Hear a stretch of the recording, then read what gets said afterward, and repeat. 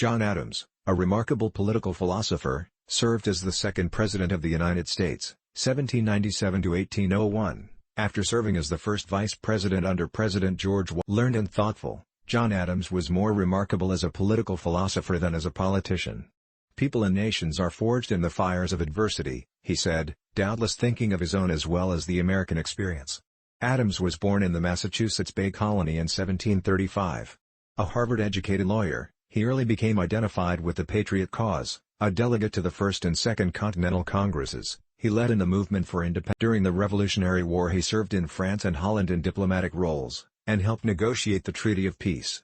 From 1785 to 1788 he was minister to the Court of St. James's, returning to be elected vice president under George Washington. Adams' 2 terms as vice president were frustrating experiences for a man of his vigor, intellect, and vanity.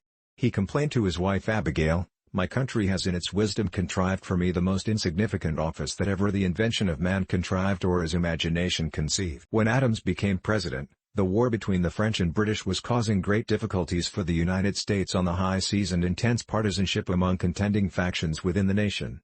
His administration focused on France, where the Directory, the ruling group, had refused to receive the American envoy and had suspended commercial relations. Adams sent 3 commissioners to France, but in the spring of 1798 word arrived that the French Foreign Minister Talleyrand and the Directory had refused to negotiate with them unless they would first pay a substantial bribe.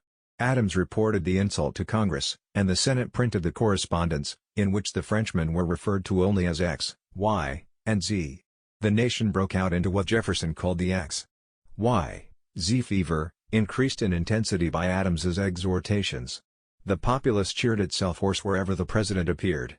Never had the Federalists been so popular. Congress appropriated money to complete 3 new frigates and to build additional ships, and authorized the raising of a provisional army. It also passed the Alien and Sedition Acts, intended to frighten foreign agents out of the country and to stifle the attacks of Republican editors. President Adams did not call for a declaration of war, but hostilities began at sea. At first, American shipping was almost defenseless against French privateers, but by 1800 armed merchantmen and U.S. warships were clearing the sea lanes. Despite several brilliant naval victories, war fever subsided. Word came to Adams that France also had no stomach for a war and would receive an envoy with respect. Long negotiations ended the quasi-war. Sending a peace mission to France brought the full fury of the Hamiltonians against Adams. In the campaign of 1800 the Republicans were united and effective, the Federalists badly divided. Nevertheless, Adams polled only a few less electoral votes than Jefferson, who became on November 1, 1800, just before the election. Adams arrived in the new capital city to take up his residence in the White House.